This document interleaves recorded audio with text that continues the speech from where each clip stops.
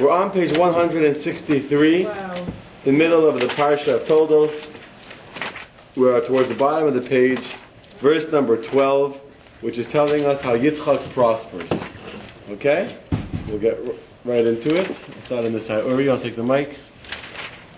Yitzchak sowed crops in that land which was not as fertile as the main part of the land of Israel.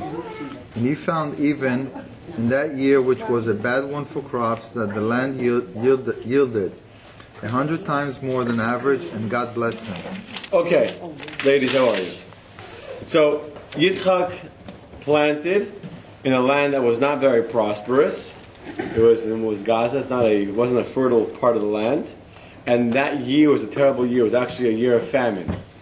And nevertheless, even though Yitzchak estimated in his mind, thinking that in this year, in this location, I'm not going to have such an amazing crop, in fact, he had 100 times more than he had anticipated. Okay? We're on the bottom of 163. And that's a very simple question. Rashi asks, why would Yitzchak be estimating how much crop he would have? Why would Yitzchak be estimating how much crop he would have? Because he had 100 times more than average, right? 100 times more. I mean, he estimated what he was going to have, and he had 100 times more. So Rashi says, simply, he wanted to know what the land was worth, how much produce would come out of it. Right. But Rashi tells us what the Gemara says, that he had estimated the land for tithing, for Meiser. We have a mitzvah to give 10% of our income to charity. And so Yitzchak, even before the land had given its produce, you could possibly say it was after the land miraculously it increased 100 times. But simply, even before the land had produced, he was already imagining how much charity he was going to be giving. Not because he was dreading it. Not like, hey, I have to give so much. Because he was looking forward to it. Right. He wanted to give the charity. So that was the thing foremost in his mind. Right. Right? Not what he was going to get. It was always what he was going to get. 100%. Right? First of all, that's an important point. Charity has to be like taxes. Taxes come off the beginning, they don't come off the end. Right? So at the end, somehow there's never anything left.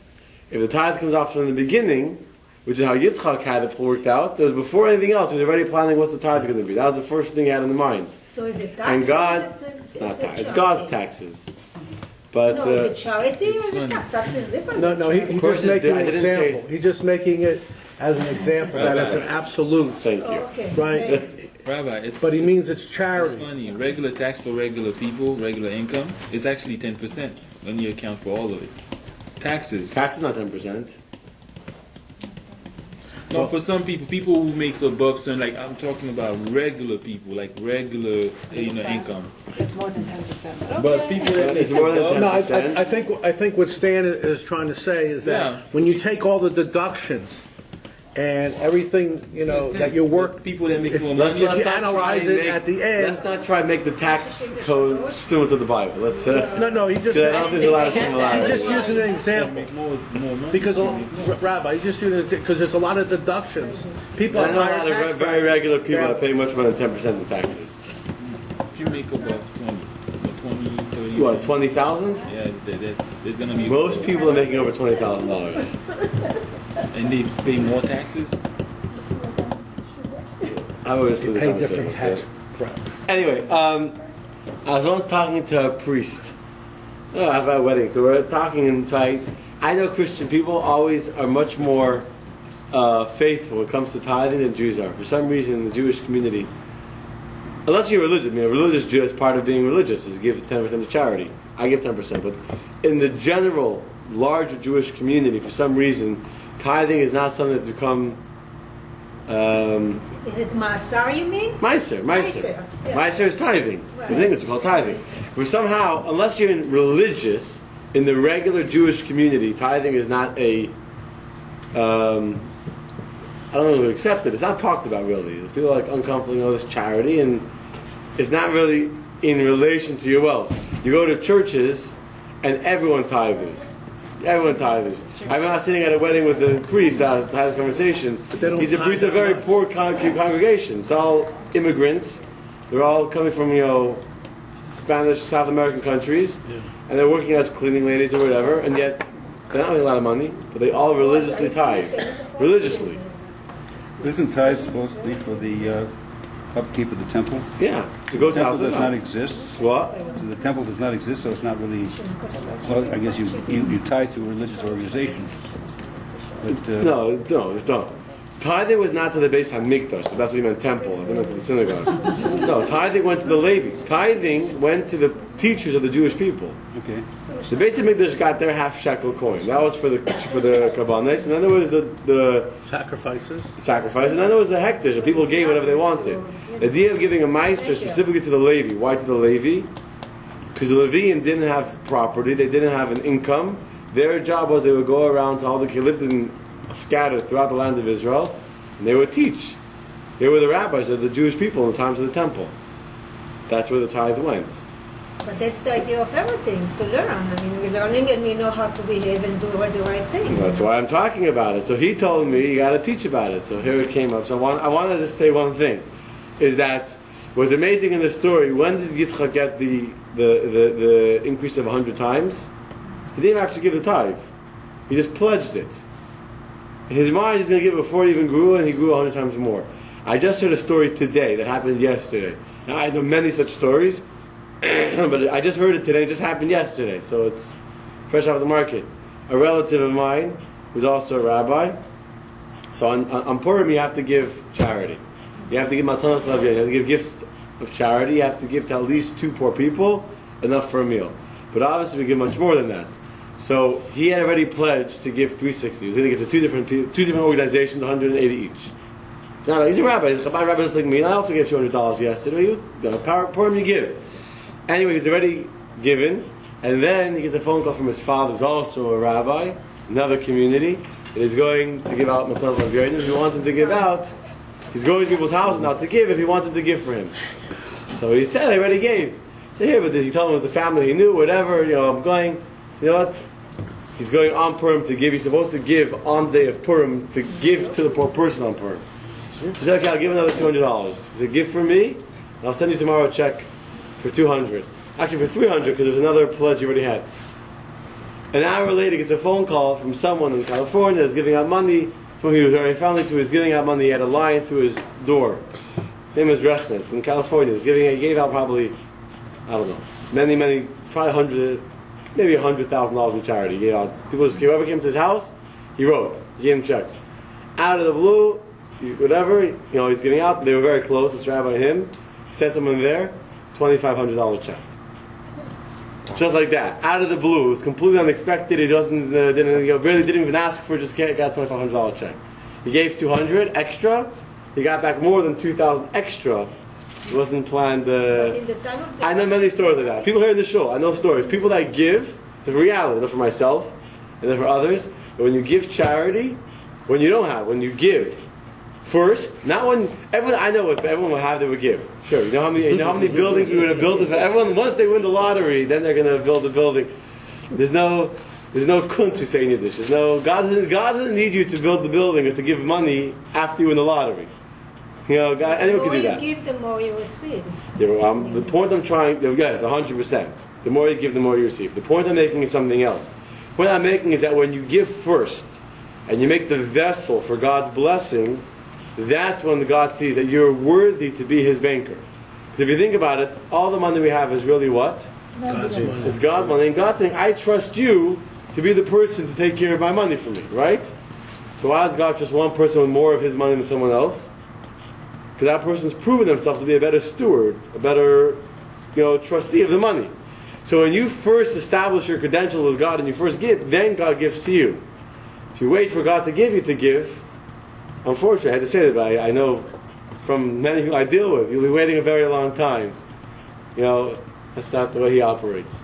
And I've seen it many times. People that have pledged, I'm not going to say name, but people in the shul that give money, and all of a sudden that year, things happened that they weren't expecting. They got a raise, they found a job. That Baruch Hashem, they were able to. Not say it always guaranteed. Yeah, sometimes God tests us, and you can give money and it doesn't whatever. But as a general rule, in fact, God says, God says in general, you're not allowed to ask for a reward when you do a mitzvah. When you do a mitzvah, you have to do it for the sake of doing what God wants. You can't ask for something in return.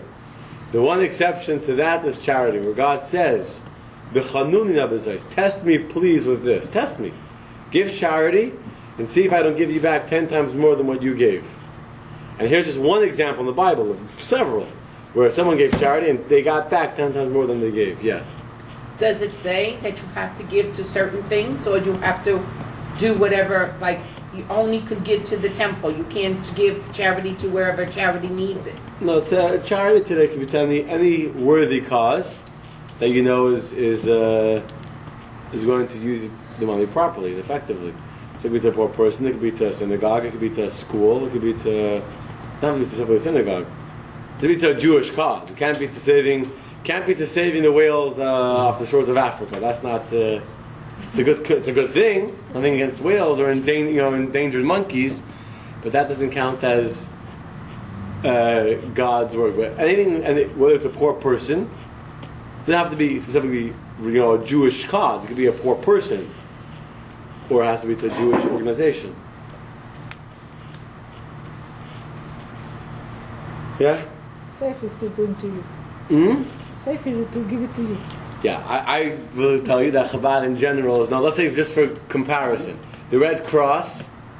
They was recently thinking about the Red Cross. I think 87 cents to the dollar. Something like that. 80-something cents to the dollar, and I may be wrong with the exact number. It's expensive. It's expensive. The overhead. It's overhead. Who made Yeah, that but rule? I happen to know this because I was on the board of the Red Cross. Yeah. The Red Cross in the United States does not accept the Israel counterpart of the Red Cross. Yeah, I'm They not don't saying. accept them because of some international So that's another reason. rule, whatever. So the Red Cross, in my book, does Am I not right? maybe do some nice Okay, things. so- I don't think that will count in the category of giving charity. It's not a 'Cause bad if- organization, if- it's just that. I don't want to quote a number. I don't remember what the number is. It was that I think it was somewhere in the 80s. It's more than 3/4 of what you're giving is not even going to help anyone. It's going to pay salaries. It's going to pay for office space and whatever.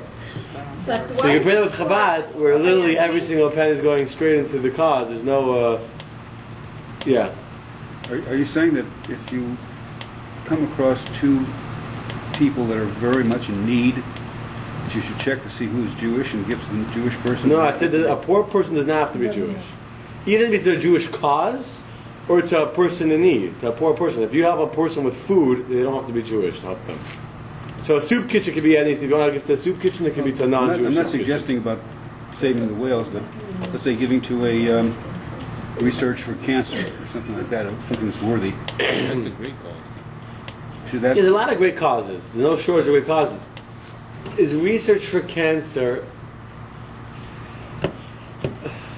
It's not. I don't know. It's a tough. That's a tough one because it's not directly. Is research for cancer directly helping save someone's life, Yes, or indirectly? directly. Directly? Because they're experimenting, they're making new drugs. Yes, they're helping. I don't know. You're getting a strong answer.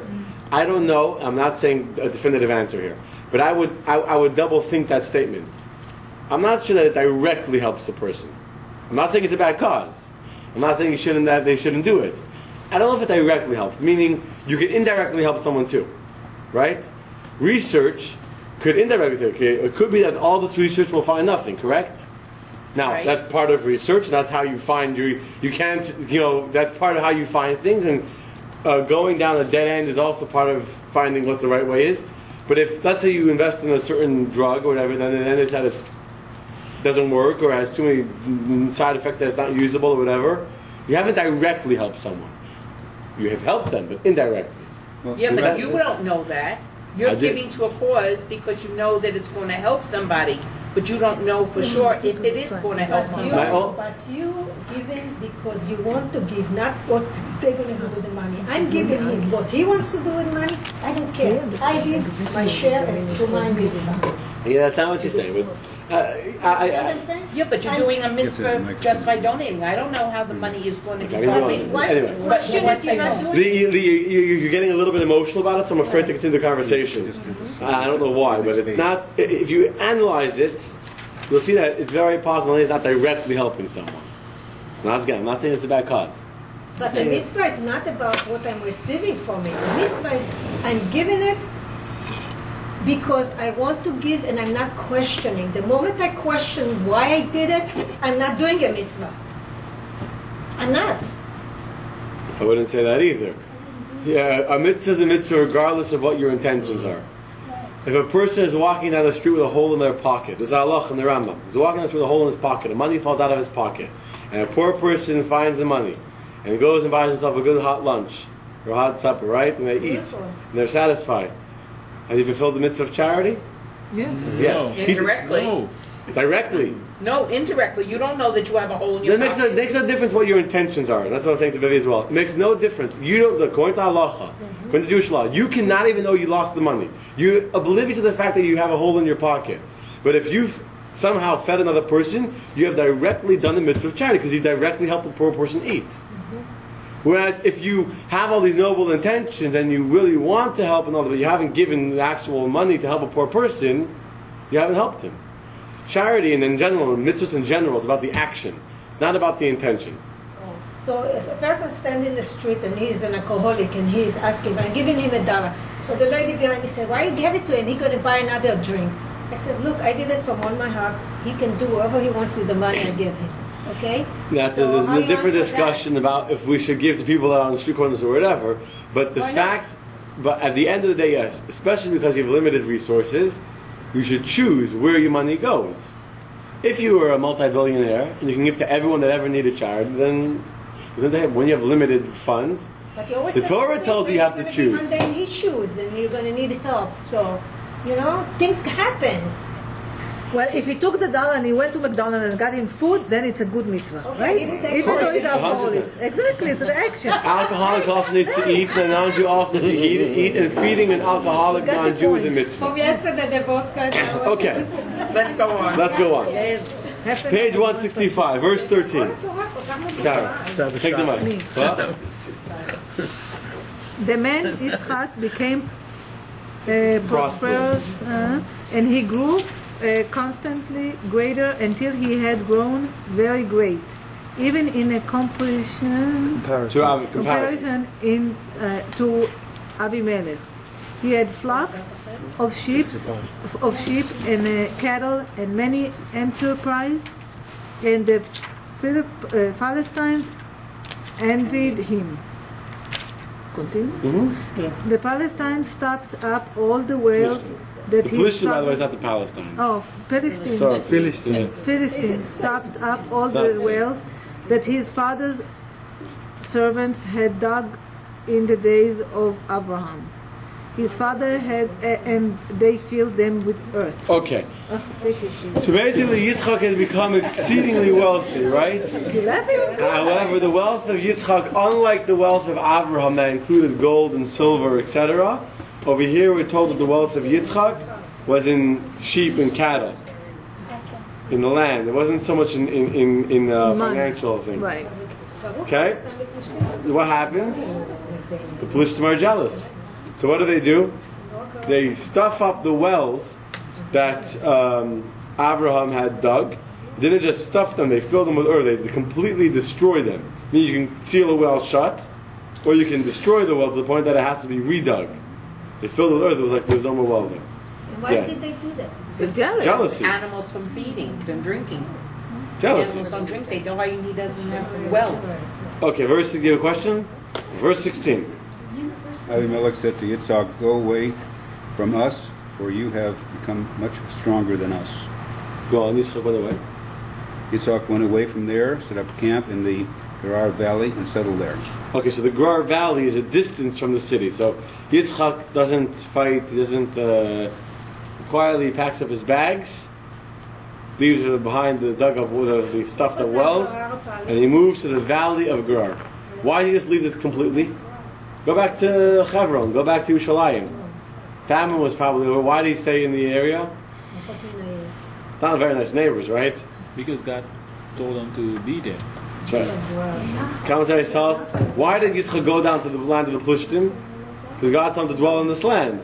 So as long as the God told him, Gur ba'aretz hazeh, dwell in this land, he didn't want to completely leave. But he couldn't stay in the city either, so he went to the valley outside of the city. Okay? Verse 18. However, before he left Gerar, Yitzchak redug the water wells which had been dug in the days of his father Abraham. and were stopped up by the Philistines after Abraham's death.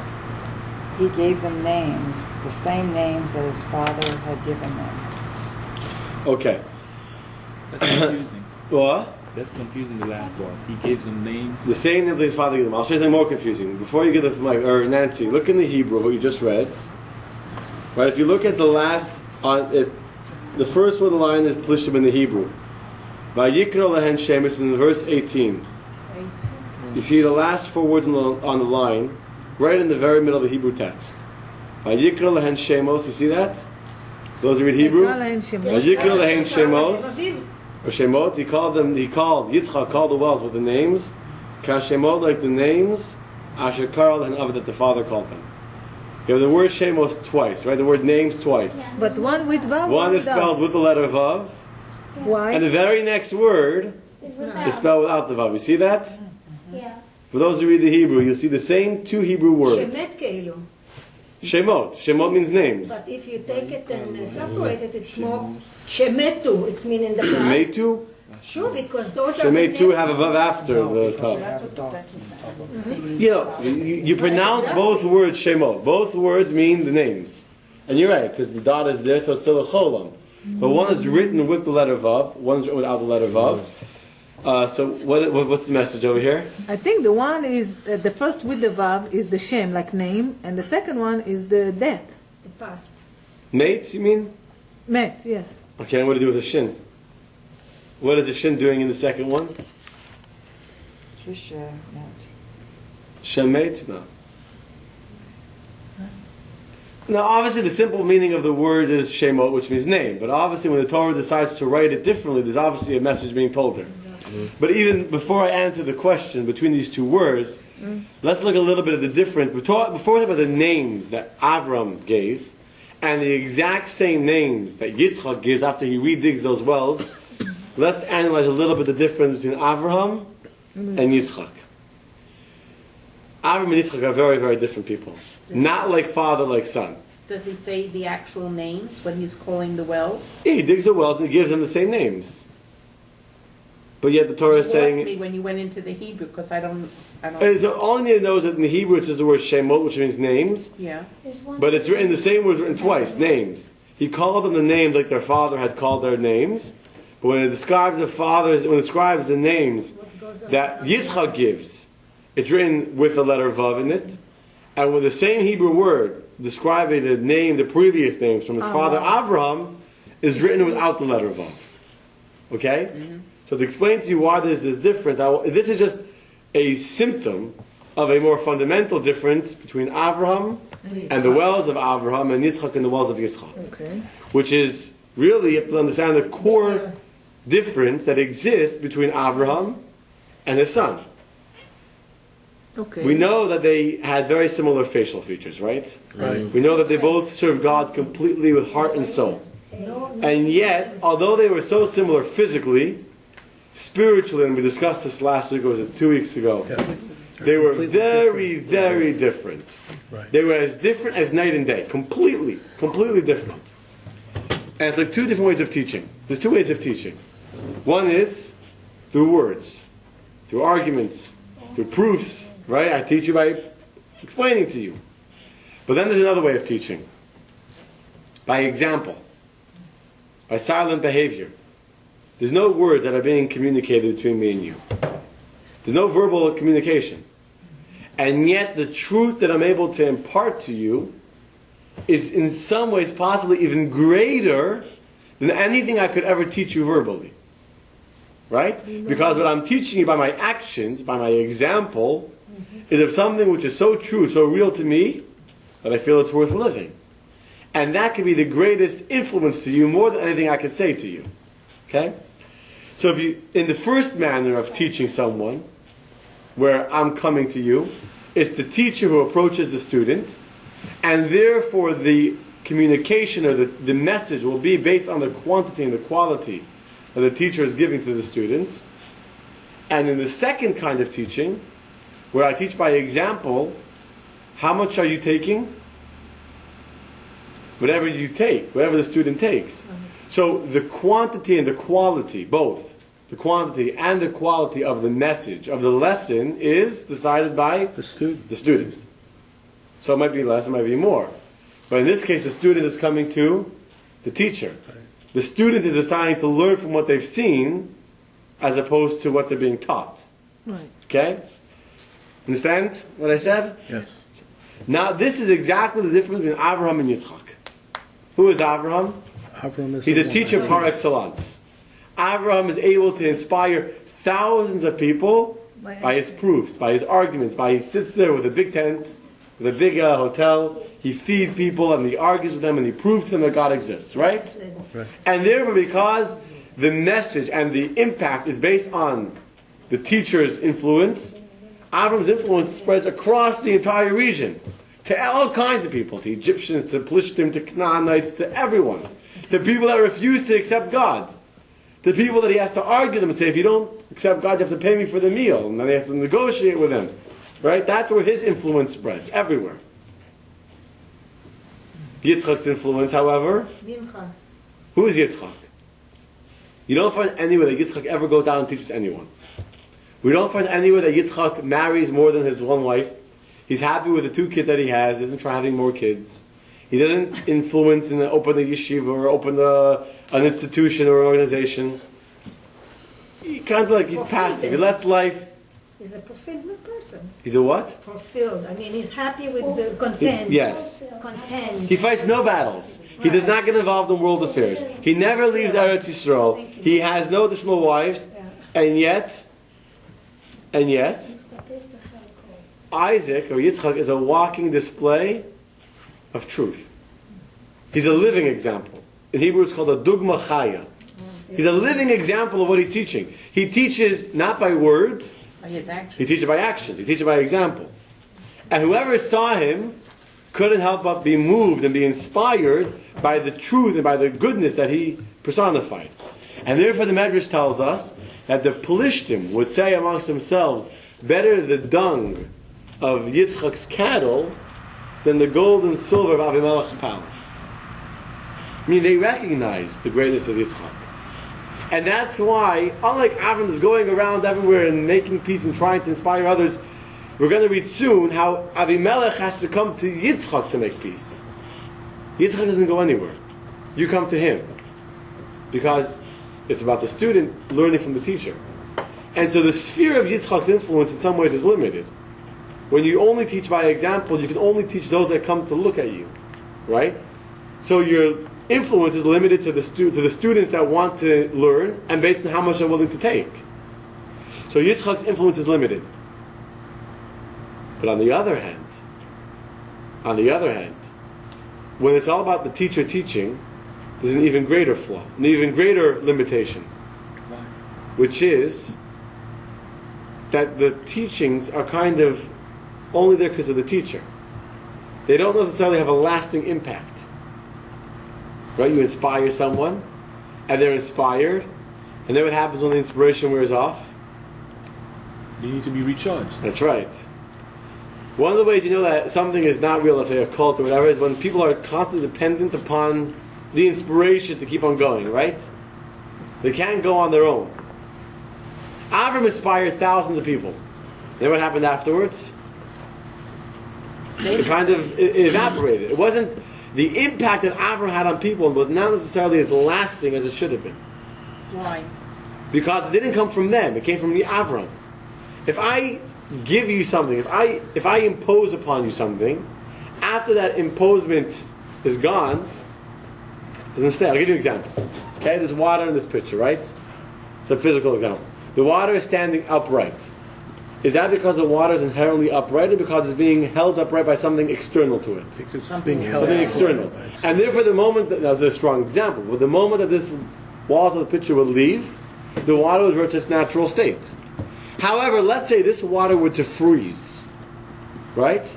Meaning the water itself would transform itself into something solid. And then you take away the pitcher. The water would stay there in the same position? Yes. Yes.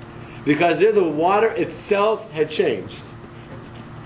True impact on someone, a lasting impact on someone, can only happen when the student transforms himself. when the student internalizes what you're saying to them, they internalize it, and this is from a parent to a child, from a teacher to a student, from a rabbi, and any kind of influence. The person has to internalize the influence in order for it to remain. So how did he become so great and so powerful if he is not using the right influence on these people to have it everlasting? Yitzchak, Avram. So Avram didn't leave an everlasting influence. That's the one I'm talking about. And that's why Avram is not the final of the three forefathers. Avram was great for what he did. Avram made a complete revolution in the thinking of mankind, but yet that was his divine service. You can't always do everything. Avram's job was to transform the mindset of humanity, to create a whole new awareness called monotheism. And he did that very successfully. But then Yitzchak comes and says, my father was doing something great, but there was a big problem with that. It was all superficial to us. It was all inspiration. It was all teaching.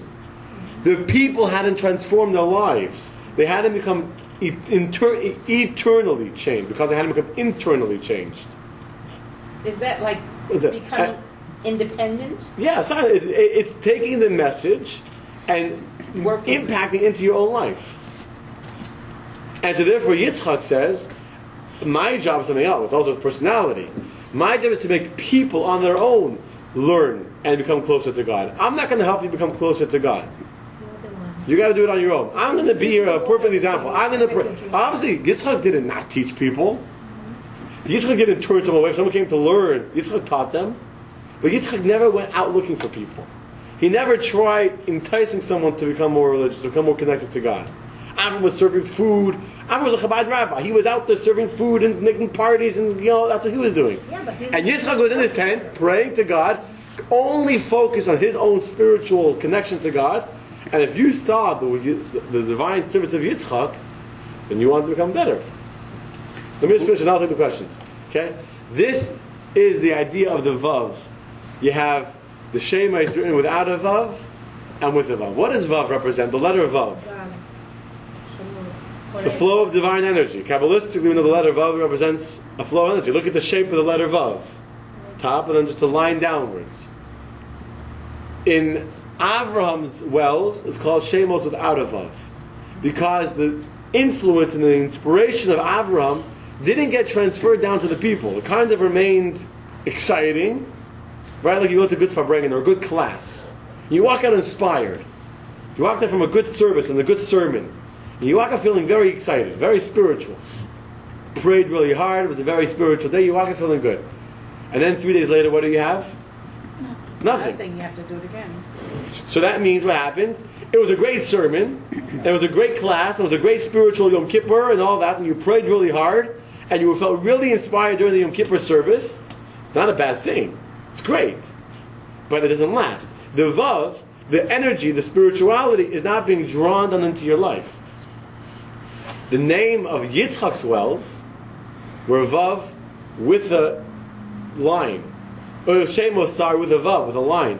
Yitzchak was much more selective on who he taught. Much more careful on who he interacted with. But those that he interacted with were completely transformed by the experience. How do you see this in the life of Yitzchak? How do you see in the life of Yitzchak that he was able to transform people? Because the only thing the Torah tells us about Yitzchak is he dug wells. What does digging wells mean? Searching for something? More than searching for something. What is digging a well doing? You're not bringing water from somewhere else. You're revealing the water that's there. You're transforming a piece of emptied land, dirt, mud, stones, and you're making it to a source of water. Transforming, changing. Avram brought water. Avram poured. Avram gave. The ultimate of chesed. He was giving, giving, giving. And that's great. But it doesn't last. After you stop pouring, there's no more water. Yitzchak did a much harder job. It's much harder to dig a well than it is to pour water. Right? To dig a well is a lot of back-breaking labor, a lot of sweat, and a lot of toil. And you got to work, and you don't always know if you'll even find the water. You can dig and go nowhere. But Yitzchak dug, and when he found water, he had transformed the land to be an eternal source of water that long after he would leave, it will remain a source of water. And that's the message of the digging of the wells. Okay, now question. Yes, Stuart. You've been so patient. Whom was this teaching directed? And anyone that wanted to learn. So was it directed to the Canaanites, to the people of the land, to the Philistines? Here it's primarily to the Plishtim. It does say the Plishtim in general were more morally elevated society. You were? Yeah, They were. Egyptian, The no? proof of that is they're not the Egyptians. What, Plishtim that's not Egyptian? The real, Stu will tell you about this, but the real Egyptians are not the Plishtim. The Egyptians in the time of the slavery were maybe the Plishtim that migrated south. But the Plishtim over here are not the Egyptians. How do I know that? Because you look at what happened when Sarah was in Egypt and she was kidnapped by the king, by Paro, and what does Paro say to them after he finds out who she is? Get out of here. Because he knew his people and that they were morally depraved and there was no way she would be safe. Whereas Avimelech is much more confident in the moral standing of his nation, and he knows that she can live here and nothing will happen to you, and the people will control themselves and they'll behave themselves. So that's the proof that the people in Plishtim were on a more on a higher level of some kind of ethical standards and some more moral grounding. And that's maybe why Yitzchak was more successful there. Oh, I forgot one point. That's why God has a different response, a different way that both Avram and Yitzchak should deal with the exact same issues in life. There's a famine in the land. Same exact scenario for Avraham and for Yitzchak. They're both faced with famine. Avram is told, go to Egypt. He can survive. Go, teach. Yitzchak, don't go there. Because Yitzchak is a paradigm of perfection. He can't be in a dirty place, in an impure place. And he wouldn't have any success there. In Egypt, who will look at him? The land of the Plishtim, where people on a more spiritual level, in the land of there you can be, and there they'll come to appreciate your greatness. Which in fact is exactly what's going to happen in the next few verses that we're going to read. Okay? Well, Yeah, what's the problem? Well, life. you read that the three fathers, and you do not find a increasing congregation. In fact, the exact opposite. Abraham had a great following, was a mighty warrior, and so on and so forth. Yitzchak was kind of pushed around, and Yaakov went down with, was it 79 people? 70 people. 70 people. So it was a decreasing congregation that was going down. So I don't see the outreach to others and the bringing in of the building of the 100% correct. The influence of Avraham is very much diminished in the life of Yitzchak. All those converts and all the people kind of like disappear. Yitzchak does not do a good job following up with them because Yitzchak is too much of the other extreme. Avram is completely one extreme. Avram gives and loves no matter what. Yitzchak has the other extreme where he says, only if you are 100% committed to your growth and to being serious will I talk to you. Otherwise, I have no time for people that are not serious. And so most people are not ready for that kind of commitment, and he lost them all. Right? Yaakov is the blend, and we'll get to Yaakov in due time. Yaakov, we're going to learn eventually, is the ultimate emes, which is truth, which is beauty, is a blend of both the kindness and the giving of Abraham and the restraint and the limitations of Yitzchak. What Yaakov does do that both Abraham and Yitzchak cannot do is develop a truly beautiful family that is completely committed to Yiddishkeit. Abraham, for all of his greatness, has a son called Ishmael. It's a perversion. We discussed this already as well. A complete perversion of the kindness of Abraham. Yitzchak, for all of his spiritual perfection, also has a child called Esav, who's a complete spiritual perversion of his gevura, of his intensity, of his might, of his power. Only Yaakov was able to blend the two beautifully and to create 12 sons where every single one of them remain righteous. So a family of 70 people is a very, very big success. Huge success. In some ways, that family of Yaakov is a greater success than the thousands of converts of Abraham. And that's really what the Jewish people are from that family. That's really the future with Yaakov's 70 people. So I wouldn't say that Yaakov has no influence at all. It's true, the first point is that Yitzchak loses much of Avram's following, that is true. And in Chabad, in many ways, we take the example of Avram more than Yitzchak. And in many ways, Avram accomplished more than Yitzchak. But Avram's flaw was that it didn't last. That's why you need Yitzchak. Yitzchak is so much the other way, and that's when he comes to Yaakov is the middle path that combines the other two. The closer. Closer is, yeah. Okay? By the way, it's an important lesson for us. That if, in general in life, if we fail to take the inspiration we feel any time, whether it's on a high holiday, whether it's, because Yom Kippur, say, is a perfect example. People walk out of Yom Kippur inspired. You walk out turned on. Right? And you feel, I want to become a better person. I've got Rosh Hashanah. I want to be better this year. And that's great. It means that there was a beautiful service, and there was a beautiful canton, a beautiful sermon, everything was great. But if you just allow the feeling of inspiration of the prayer to be your high holiday experience, a week later, 2 weeks later, there's nothing left. You have to somehow bring it down. You need a vav. You need to bring it in. It has to descend into your consciousness, into your lifestyle, into your actions. Everyday being. Yeah, in a tangible, practical way. Okay? But that's not only just for the holiday, it has to be every day. And any time of inspiration, though.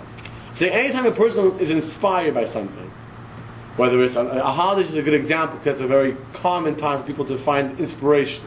But it can be any time. It can be one day you wake up in a very spiritual mood. That happens too sometimes. Kabbalah talks about that. It's called the Neserusa de Le'ela. An arousal from above.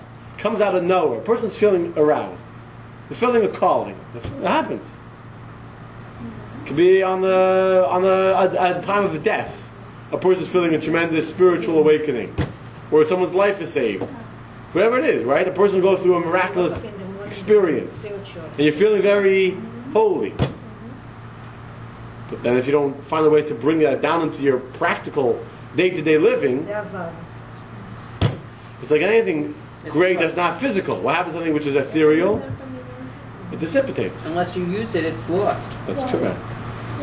Okay, let's move on. Verse 19. After settling in the valley, Yitzchak's servants dug, and they found there a well of living waters. The shepherds of Gerar argued with Yitzchak's shepherds, saying, "The water is ours." So he named the well Esek, because they had argued. Right. By the way, one other point: when you dig wells, when you transform people, you're going to always have resistance. Yitzchak's job is much harder than Avram's. Avram doesn't really get resistance. Who's going to resist you when you're giving free food and saying, believe in one God, with a beautiful message of love and God, right? When you're trying to change someone, then you run into problems. And sure enough, Yitzchak has a lot of resistance and a lot of He had a kickback. lot of laborers. What? He had a lot of laborers. They did actual manual labor. Yeah, Digging a well is labor. Obviously, and I'm talking on the more spiritual sense, the message we're taking this. It's hard work to dig a well, to turn a person from a pile of dirt into a source of living water requires a lot of digging and a lot of back-breaking labor to reveal the potential within the person. Sure. But he had a harder job because he's taking a laborer who's breaking his back digging to try to go spiritual. The other one was not doing the digging, and he had people following him. That's right. He had a harder job because how do you get somebody to believe in the living God if you're digging wells? 100%. He had a harder job. I agree with you. Yitzchak, that's what I just said. Yitzchak was faced with resistance. Avram never got the kind of resistance that Yitzchak got. But that's what his personality was, to be tough and strong. That's correct. And, persevere, whatever. Avram couldn't handle resistance. Right. Avram was too loving. Right. Avram would give you whatever you wanted. You resisted, Avram would give it to you. He thrived on that, right? That's right. That was 100% discipline, working hard, getting the job done, transforming people. 100%. Right. Yitzchak is faced with resistance, and what does he do? He gets stronger. He digs another well. Yeah. He's very Yitzchak is the ultimate perseverance. You can't put him down by resisting him. Right. He'll just go somewhere else and do it again. He just keeps going. That's right. He won't give up. And Yitzchak is also a role model for us in our life. Right. Okay? Verse 21. They dug another well. Well. And the shepherds Quarrel. Like I quarrel with you. about it also, so he named it Sitna. Sitna from the word like hate. Sitna. Harassment. Yes. The opposition by the second well is not as great as the first one. If you notice, if you pay attention carefully, in verse 19, verse 20 rather, where it describes the first well that there was resistance to, the Torah tells us why he called it Yitzchak. Because they quarreled with him. Right? Mm-hmm. In verse 21, with the second one, where he named it Sitna because of the harassment, although they were still fighting him, the Torah doesn't mention explicitly that fact. Is it from Satan or? Not Satan, from hate. How do you say hate? Sinah. Sinah. Soneh. That's the root over here. It's the hatred, fighting, anger. Translate harassment. I'm not sure why it's harassment. I think it's more the word hate. Not Satan. The answer is no. Satan means to turn aside. Satan is from the word to turn, to lead astray. Okay. Holding the third well, verse 22. Early. He moved away. Early, okay. You want me? No, sorry. Here you go. He moved away from there and dug another well. They did not quarrel over it, so he named it. Help me out. Rehovot. Thank you. He said, and from now, God has made space, whichever that word is, for us, and we will be fruitful in the land. Okay. Rehovot is from the word like rachav, wide, hirchiv. He made a lot of space. Here, suddenly, finally, there's peace and no one's fighting with us. By the way, in Israel. These three wells represent the three temples that will be built for the Jewish people. The first two temples obviously faced opposition and were destroyed. Right? The first temple was destroyed, the second temple was destroyed, but the third temple is going to be Rehovot, which would be an open thing. And by the way, the destruction of the first temple was because of what? We fought with God. Asik, there was the first temple had a lot of idolatry, a lot of sinning going on. Right, you read the prophets and you read the description of the sinning going on and how they were always led astray, and that's why it was destroyed. The second temple was destroyed for what reason? The sinat chinam, the hatred amongst the Jews. Not so much because they were sinning against God, but because they couldn't get along with each other. Right? That's hinted to in the word sitna, the second one.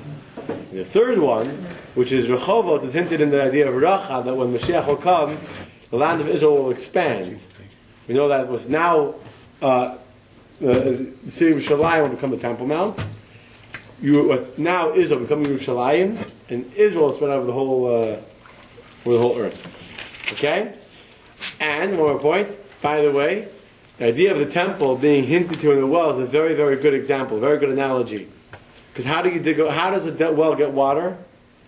First you dig, and then the water comes.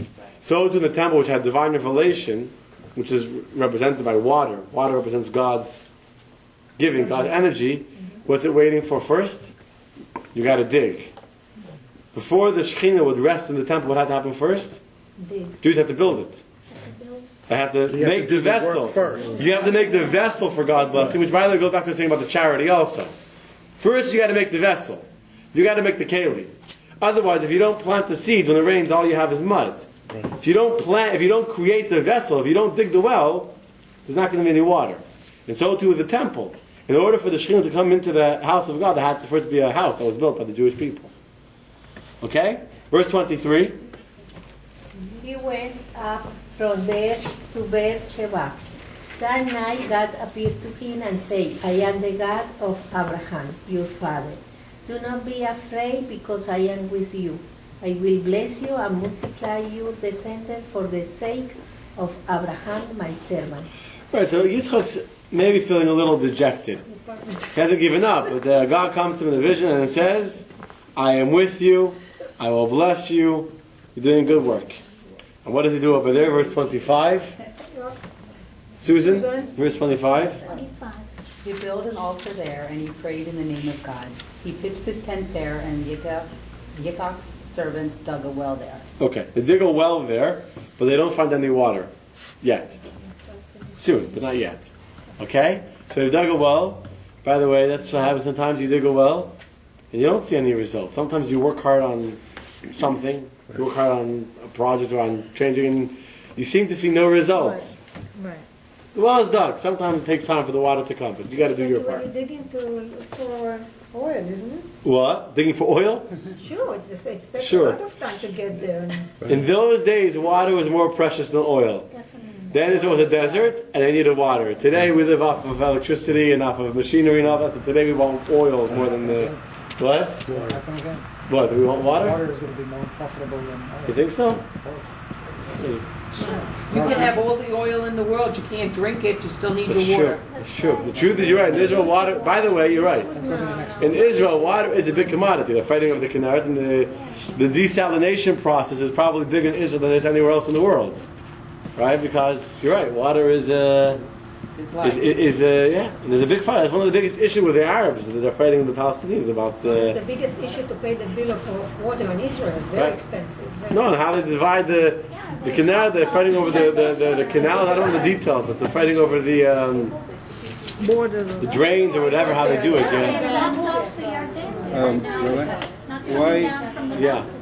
Why is God making these promises? To multiply your descendants for the sake of Abraham. Wouldn't he? Is all of the work of Yitzchak not deserving on its own? Yes.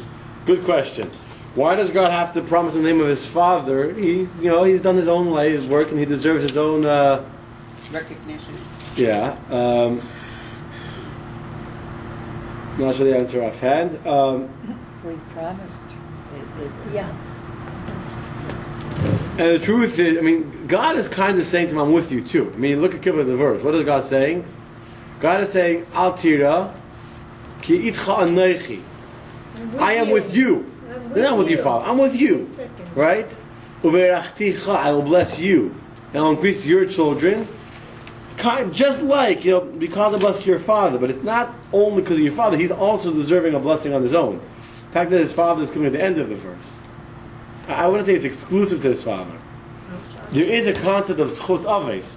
A person can be very worthy, but yet the schut aves, the merit of your father, still stands in your stead. Right? It still helps you out. It's not. It's another plus that helps you out. It doesn't diminish. If a guy is, just give an example. If a guy's in business because his father started him off. He takes a family business, right? He's successful, becomes very wealthy. Now, obviously, he inherited money too. Does that mean he's not successful because of his own wealth? He is. Doesn't mean his wealth not also. If someone says, "Oh, you're rich because your father left you money. You took your father's company," that's true. Doesn't mean you're not a good businessman. Also, doesn't mean you didn't do a good job continuing the family business. But no matter what, part of your wealth will come from your father's money. Easy. Right? Yeah, contrary. Same thing here. What? On contrary, maybe he's also giving here,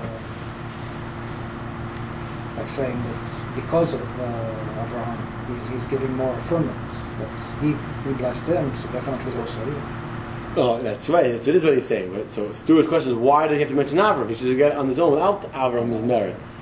The fact is, Avram's merit helps Yitzchak, helps Yaakov, helps me and you. But always will help. Also, the merit of Abraham is only passing through Yitzchak and not through the other side. Ishmael? Ishmael. Does help a little bit, definitely not the same way. No, that's correct. That's correct. And by the way, with Yaakov, God will tell him, because I blessed Abraham and Yitzchak. Right? Like the famous Hamalach HaGoy Eloisi, and with later children of all three forefathers. Okay. Let's get to the story of the oath where Avimelech comes to make peace with Yitzchak. Verse 26. Avimelech went to him from Gerar and a group of his companions and Fichol. His army general, Isaac said to them, "Why have you come to me? If you hate me, and you sent me away from me." You see here so beautifully exactly what I was describing before. On both ends. Look at first the student's end, the recipient.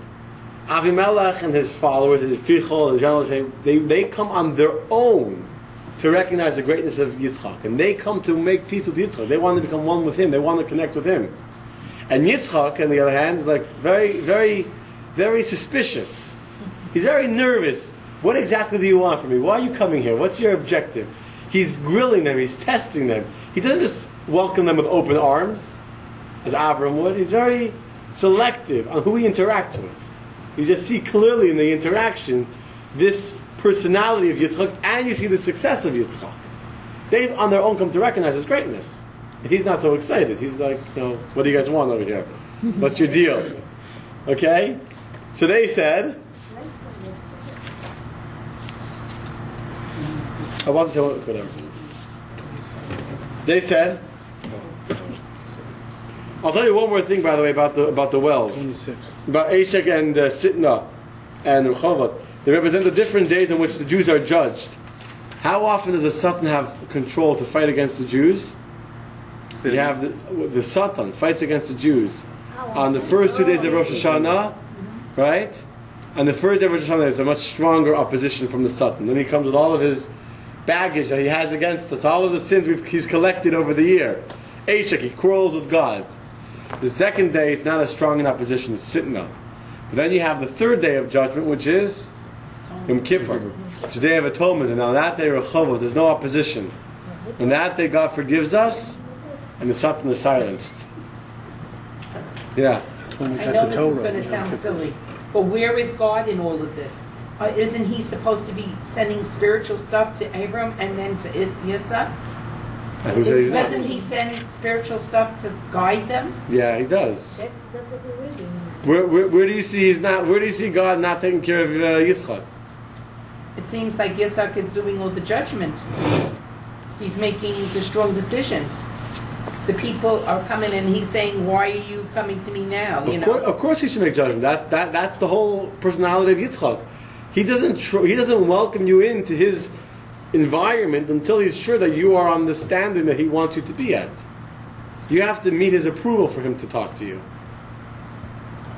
He's very selective. He's on a level of spiritual service. He's not looking for distractions or for people to bring him down. But God is with him. I'm not sure what you're saying. God just came to him and said, "I'm with you." No, you're doing fine. You want to know, so. Okay, so anyway, they said, verse 28. They said, we see that God was with you, and we saw that God was with your father. So we said, let the oath that was between us from the days of your father be between ourselves and you. Let us form a covenant with you that you do not harm us, just like as have not touched you. And just as we only treated you well and sent you away in peace, you too, blessed one of God, now do the same. My question was answered. Okay. Good. See, look at that. Now I love this. Imagine you want to make peace with someone. You come to someone, it's like we're such friends. Let's make peace. You know how good we are to you? When we kicked you out of our land, we didn't steal your money also. We let you go. We let you leave in peace. Such friends and these enemies, right? Right. Is that like a... Chutzpah, right? I mean, it's like you're trying to convince him. Let us do not do harm to us, just like we have not touched you. We treated you well. We sent you away in peace. That's how we treated you well. So the Das Kedem brings a very beautiful analogy to describe this kind of idea of peace, of a lion. It's an interesting analogy the Das Kedem brings. And there was a lion that got a bone stuck in his throat. He couldn't get it out. It was really bothering him. So the king of the beasts makes the decree, says, anyone that can can get this bone out of my throat, I'll graciously reward them. So along comes a stork with a long, long neck. Right, it's a stork, right? And the stork it's called an argon in Hebrew, I think it's a stork. He puts his neck inside the mouth of the lion, and plucks out the bone, fishes it out, pulls it out, and the lion's so happy. So the stork comes to the lion and says, where's my reward? You promised a reward. So the lion says to the bird, be happy you stuck your head inside my mouth and didn't put your head off. That's your reward. So same thing over here. They're saying to Yitzchak, you in our territory, you in our control, we could have done everything we wanted to you. We let you go in peace, and that's be satisfied with that. Okay, so let's make peace. So what happens? Verse 30. Okay, Yitzchak made a feast for them, and they ate and drank. They got up early in the morning and swore an oath with each other. Yitzchak sent them off, and they went away from him in peace. Okay, and so here you see the ultimate of Yitzchak's method and service, how they come to make an oath with him, they leave in peace, they've come to terms, they agree, the wells that you have dug. By the way, meaning the 3 wells that he already dug for his father's wells, plus the 3 wells that he's dug, are now all established to be his. That's what the whole oath is about. And so the 6 wells that he's already dug, 3 of his father's and 3 of his own, are all now established firmly in his name, and that he has no more problems with the shepherds that have been fighting against him, because now the king has given him a peace treaty. Okay? What happens after they make the peace treaty and they leave? Verse 32, Yosef.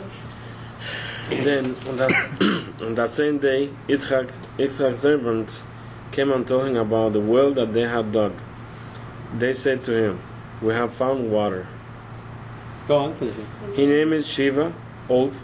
The city is therefore called Beersheba to this very day. Okay, so it's called Beersheba. By the way, no one else was called Beersheba? Yes. Like Avram was also called Beersheba. The difference is by Avram says Beersheva, because there it was just from a shavua with the comets. They made an oath. Yes. But here there's two Shevas. One is the oath, but it's also the seventh well that Yitzchak has dug. 3 of his father, 3 of his own, and now the one that he had dug earlier that hadn't produced water, now all of a sudden starts to give out water, and that is Sheva, it's the 7th well. And so here it's called not Be'er Shava, like by his father, but Be'er Sheva, from the oath and for the 7 wells that he dug. Okay? Now we know. Now you know. That's what it's called Be'er Shava. Not Be'er Shava. Okay, let's just finish off the story because next week is already home story, so take the mic. Verse 34. Verse 34, the bottom of the page. Yeah, Esav marries. When Esav was 40 years old. When Esav was 40 years old, he married Yehudit. Yehudit, yeah. Yehudit, the daughter of Be'erai, the Shettit. The Shettit, yeah. The Shettit, and Basmas, the daughter of Ailon and Shettit. Then their idol worship tormented Yitzchak and Rivka. Right. By the way, we'll end up with this, but first of all, Esav was 40 years old. How old was Yitzchak when he got married? 40 years old. 40. So to show his righteousness, quote unquote, he comes to his father. We discussed it before. Esav was a real scam artist. He knew how to manipulate people's minds. So he's been raping women and stealing brides and doing whatever he wanted to anyone he wanted his whole life. Now he comes at 40, he's like, I have to get married, like my father got married. And so he takes these girls who are not who he tells his father that they're good girls. Who are they really? So Rashi tells us, Yehud, if you look on the 166, the chart, it says it clearly in the English. But Yehudis wasn't really Yehudis. She was really the daughter of Tzilon the Chivite. She was not a Halivama. She wasn't a what? She was a so what does he tell her, his father? She's Yehudis. She's very righteous. She doesn't believe in idolatry. She's a good Jewish girl. But in fact, she's not. And he tells her she's the daughter of Be'eri. Be'eri means my well. I mean, just like you, my father, were engaged in digging wells to advance civilization, so too she comes from my well. She's a flourishing thing. And she's a Chitite. She's a local girl from the land of Canaan. He didn't tell us she's a Chivite, which from a much more distant people. He completely lies to his father who she is. Same thing with the other girl, Basmas. Basmas means what? You're allowed to marry more than one wife. Sure. I have more than one wife. Yaakov has more than one wife. Basmas means like fragrance of incense. Tell your father she smells beautiful, like pleasing fragrance of a righteous person. When in fact, she was really called, but she offered a lot of incense to idols. That's why they nicknamed her Basmas. But she was really the daughter of Elon the Hittite. And he said here. And there's another wife also. It's also Yishmael's daughter or something, daughter of Yishmael. Yeah, that's the third one. It's not going to be here. Later, we're going to read about another wife of his Machlas, who's actually his daughter, a illegitimate daughter. But that's another, not right here. Okay. Anyway, that's Esau. And next week we're going to come to the story of stories where Yaakov takes the blessings of Esau.